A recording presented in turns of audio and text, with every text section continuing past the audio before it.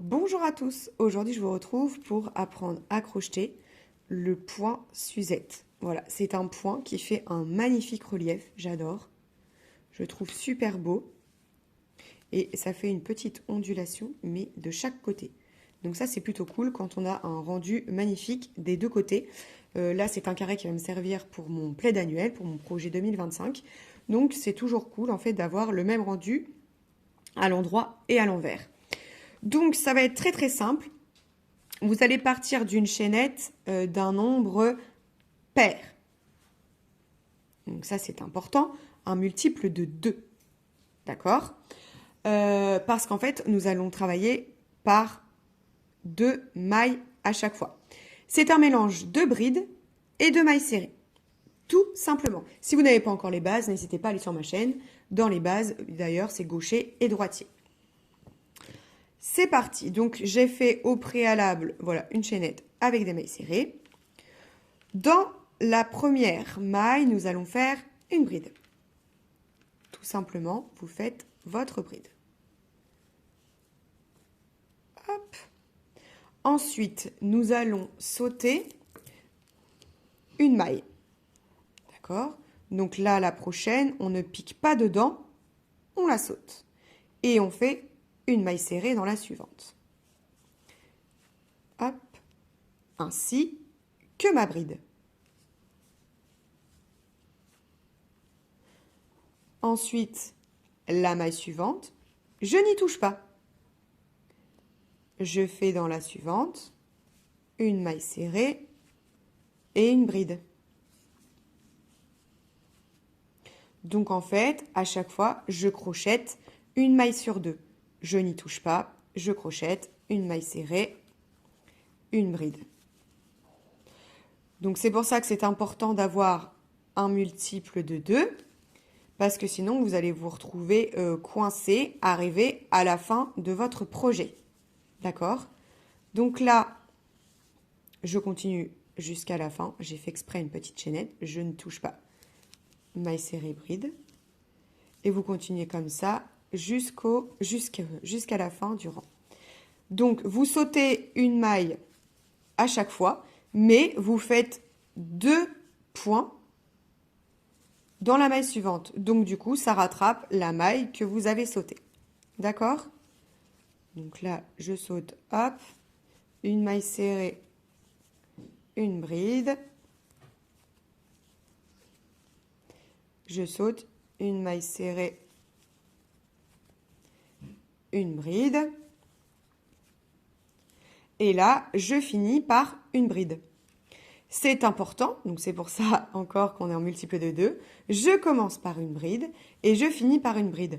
Pourquoi? Tout simplement pour que vous puissiez, à chaque fois que vous allez tourner votre travail, et ben en fait, vous puissiez toujours avoir une bride sur le côté. Voilà, ce qui explique.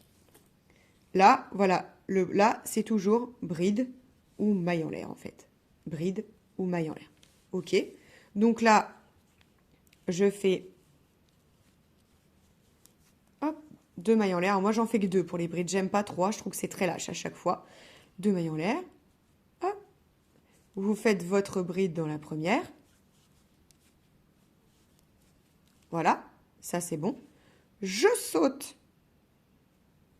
la première. Donc là, la première, ça va être une bride. D'accord? Parce que nous avons fini par la bride du bout, où je viens de commencer. Et après, j'ai fini.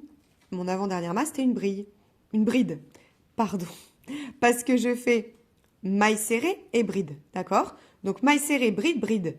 J'ai fait ma bride dedans, donc du coup, quand je retourne, c'est une bride que j'ai là. Eh bien, en fait, comme repère, vous n'allez jamais crocheter dans votre bride.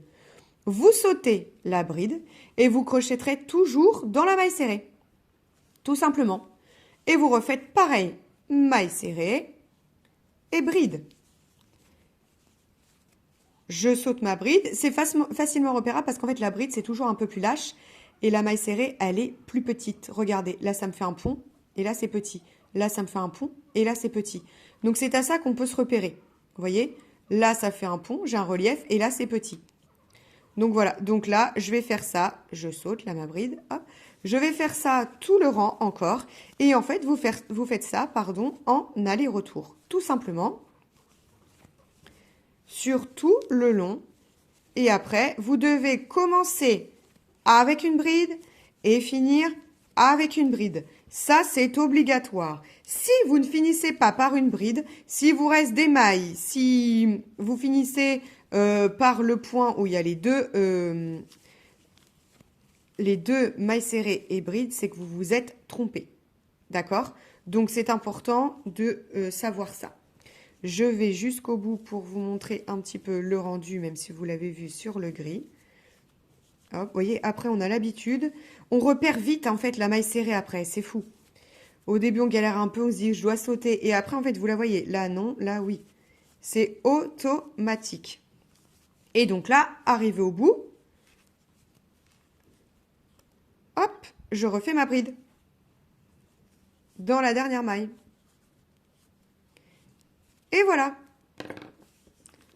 Regardez-moi ce rendu. C'est très, très, très joli. Ça fait un petit point en relief. C'est très, très beau.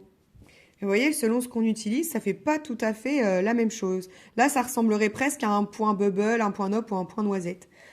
Vous voyez? Donc voilà. Donc ça, c'était le point Suzette. Voilà. N'hésitez pas à liker, à commenter, à me dire si vous connaissiez ce point. Et je vous dis à très vite dans une prochaine vidéo. Ciao, ciao!